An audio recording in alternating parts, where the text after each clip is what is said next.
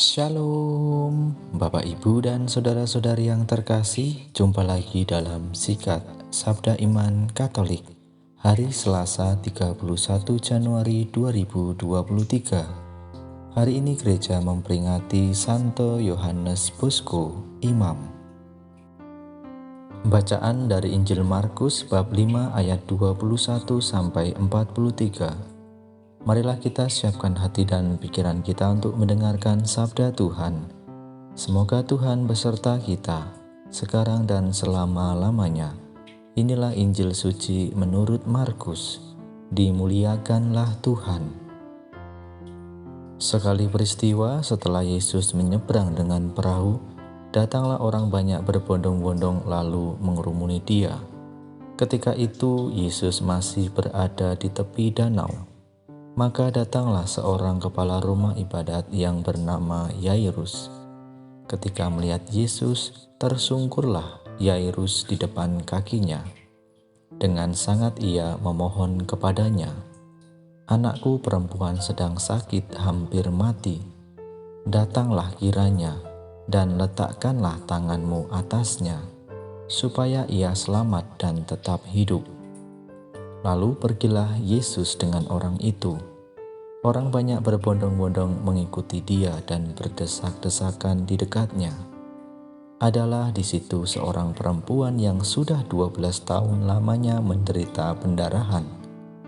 Ia telah berulang-ulang diobati oleh berbagai tabib, sampai habislah semua yang ada padanya. Namun sama sekali tidak ada faedahnya. Malah sebaliknya, keadaannya makin memburuk. Dia sudah mendengar berita-berita tentang Yesus. Maka di tengah-tengah orang banyak itu, ia mendekati Yesus dari belakang dan menjamah jubahnya. Sebab katanya, "Asal ku jamah saja jubahnya, aku akan sembuh." Sungguh, seketika itu juga berhentilah pendarahannya, dan ia merasa badannya sudah sembuh dari penyakit itu. Pada ketika itu juga Yesus mengetahui bahwa ada tenaga yang keluar dari dirinya. Maka ia berpaling di tengah orang banyak itu dan bertanya, "Siapa yang menjamah jubahku?" Murid-muridnya menjawab, "Engkau melihat sendiri bagaimana orang-orang ini berdesak-desakan dekatmu. Bagaimana mungkin engkau bertanya, siapa yang menjamah aku?" Lalu Yesus memandang sekelilingnya untuk melihat siapa yang telah melakukan hal itu. Maka perempuan tadi menjadi takut dan gemetar sejak ia mengetahui apa yang telah terjadi atas dirinya. Maka ia tampil dan tersungkur di depan Yesus. Dengan tulus ia memberitahukan segala sesuatu kepada Yesus. Maka kata Yesus kepada perempuan itu, "Hai anakku, imanmu telah menyelamatkan engkau. Pergilah dengan selamat dan sembuhlah dari penyakitmu." Ketika Yesus masih berbicara, datanglah orang dari keluarga kepala rumah ibadat itu dan berkata, "Anakmu sudah mati. Apa perlunya lagi engkau menyusahkan guru?" Tetapi Yesus tidak menghiraukan perkataan mereka dan berkata kepada kepala rumah ibadat, "Jangan takut, percaya saja." Lalu Yesus tidak memperbolehkan seorang pun ikut serta, kecuali Petrus, Yakobus, dan Yohanes, saudara Yakobus. Dan tibalah mereka di rumah kepala rumah ibadat. Dan di sana Yesus melihat orang-orang ribut, menangis, dan meratap dengan suara nyaring. Sesudah masuk, Yesus berkata kepada orang-orang itu, "Mengapa kamu ribut dan menangis? Anak ini tidak mati, tetapi tidur." Tetapi mereka menertawakan dia. Maka Yesus menyuruh semua orang itu keluar. Lalu ia membawa ayah dan ibu anak itu, dan mereka yang bersama-sama dengan Yesus masuk ke dalam kamar anak itu. Lalu dipegangnya tangan anak itu, katanya, "Talita kum," yang berarti, "Hai anak, aku berkata kepadamu, bangunlah."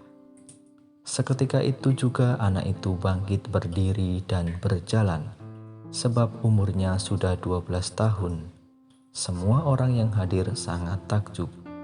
Dengan sangat Yesus berpesan kepada mereka supaya jangan seorang pun mengetahui hal itu.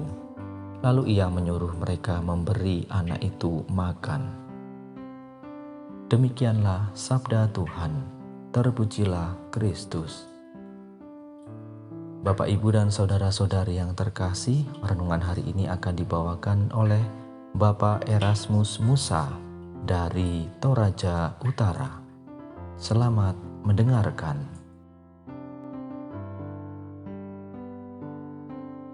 Salam jumpa kembali Bapak Ibu saudara-saudariku yang terkasih dalam Tuhan. Jangan takut menandakan kekuasaan ilahi. Yesus tahu keterbatasan manusia, maka ia berkata, "Percayalah saja."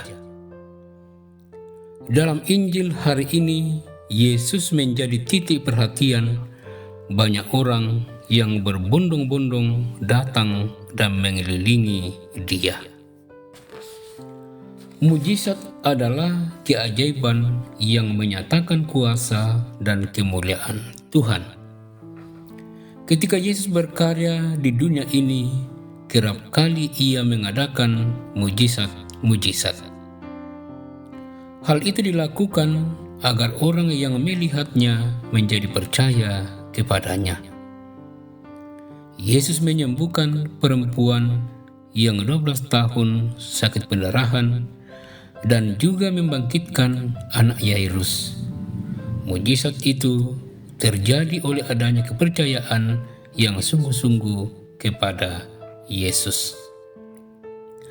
Bapak, Ibu, saudara-saudariku yang terkasih dalam Tuhan, pelayanan yang biasa dilakukan oleh Yesus adalah mengingatkan kerajaan Allah, mengusir roh jahat, menyembuhkan orang sakit, dan membangkitkan orang mati.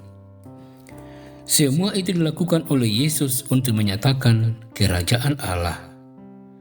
Yesus ingin agar kuasa Allah menjadi nyata dalam kehidupan umat manusia. Ketika Yesus kembali dari Gerasa menuju tempat tinggalnya, ketika telah sampai di tepi Danau Galilea, Yesus diminta oleh Yairus untuk menyembuhkan anaknya yang sakit parah. Ia memohon dengan sangat agar Yesus datang ke rumahnya dan menyembuhkan anaknya. Yesus melihat adanya kepercayaan yang besar dan akhirnya memenuhi permintaannya. Bapak, Ibu, saudara-saudariku yang terkasih dalam Tuhan, di tengah jalan ada perempuan yang sudah 12 tahun sakit pendarahan. Berbagai macam cara dilakukan untuk menyembuhkan sakitnya, tetapi selalu gagal.